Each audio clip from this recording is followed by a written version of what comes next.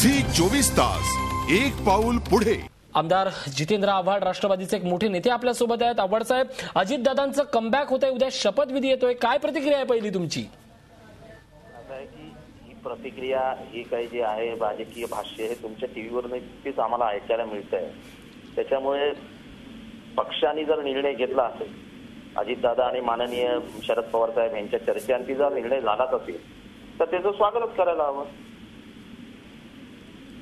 हे काही विरोधी पक्ष बोलतायत, आता विनोद तावडेंना विरोधी पक्ष नेता केलं, पांडुरंग फुंडकरांना बाजूला केलं, पांडुरंग फुंडकरांना बाजूला करण्यासाठी विनोद तावडे दबाव टाकत होते। आम्ही काय बोललो का त्यांच्या पक्षामधल्या राजकारणावर?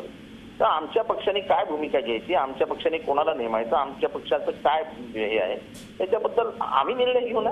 नक्कीच पक्ष नेतृत्व निर्णय घेईल असं तुम्ही म्हणतायत। आमचे प्रतिनिधी दीपक भातुसे तुमच्याशी बोलतायत। तुमचं म्हणणं बरोबर आहे, पक्ष नेतृत्व निर्णय घेईल, परंतु ज्या कारणांसाठी अजितदादांनी राजीनामा दिला होता की माझ्यावरचे जे आरोप आहे सिंचन घोटाळ्याचे, ते आरोप दूर झाल्याशिवाय मी पुन्हा मंत्रिमंडळात परतणार नाही, केवळ श्वेतपत्रिका आली म्हणजे आरोप दूर झाले?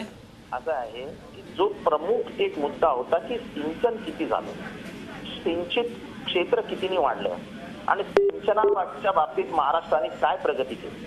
मला वाटतं असं आहे की भ्रष्टाचाराचे आरोप कोणावर झाले नाही, भ्रष्टाचाराचे आरोप तमाम विरोधी पक्ष कायम सत्ताधाऱ्यांवर करत असतात, त्याच्यातले किती सिद्ध होतात हा एक म्हणजे संशोधनाचा मुद्दा आहे।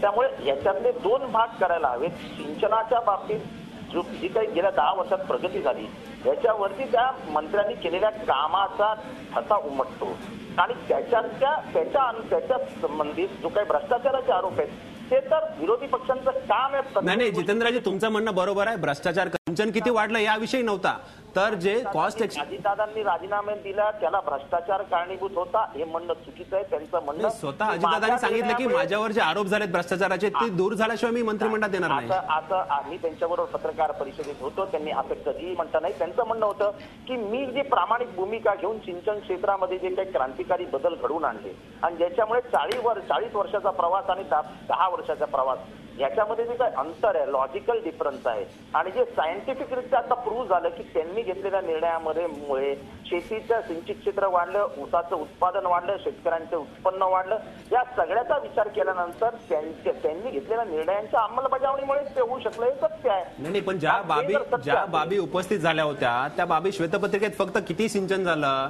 क्षेत्र किती वाढलं, टक्केवारी किती झाली, या सगळे आकडेवारी आहेत, परंतु असं आहे की प्रगती शेवटी त्याच्यावर असते, देशाचं औद्योगिकरण झालं। पण एवढ्याच मुद्द्यावरून अजितदादांनी राजीनामा दिला होता? हो, याच गोष्टीवरून राजीनामा दिलेला की 0.1% जर तुम्हाला वाटत असेल तर मग मी घेतलेले निर्णय चुकीचे होते।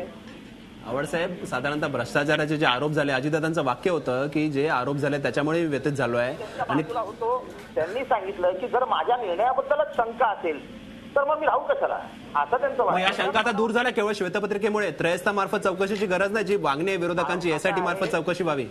तुम्ही जे 0.1 म्हणत होतात ते त्या आव्हाड साहेब, एकच माझा प्रश्न आहे, हा जो अहवाल होता तो आर्थिक पाहणी अहवालचा जो होता, सरकारच्याच एका खात्यानं अहवाल जाहीर केला होता, त्यात ते असा आक्षेप आला होता आणि त्यावर अजितदादांनी भूमिका घेतली होती। बरोबर आहे, म्हणून तर आम्ही सांगतो की सायंटिफिक दृष्ट्या सर्व खात्यांच्या दिलेल्या आकडेवारीतनं हे सिद्ध झालं की सिंचन क्षमता वाढली, सिंचित क्षेत्र वाढलं, शेतकऱ्यांचं दरडोई उत्पन्न वाढलं, म्हणजे पाण्याच्यामुळे 10 वर्षात म्हणजे 12 महिने पाणी ज्या ऊसाला लागतं त्या ऊसाचं उत्पादन दुप्पट झालं 10 वर्षात।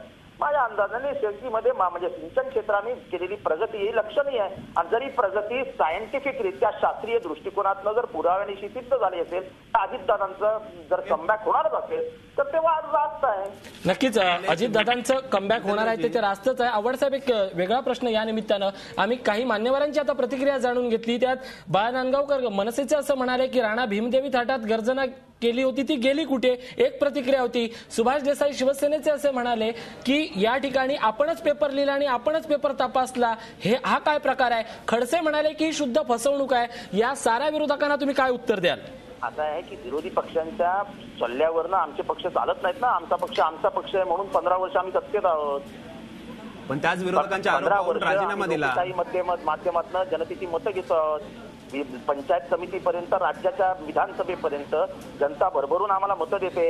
गेल्या महिन्याभरातल्या झालेल्या पंचायत समिती आपल्या ग्रामपंचायतीच्या निवडणुकांमध्ये देखील लोकशाही आघाडी नक्कीच म्हणून झी 24 तास एक पाऊल पुढे।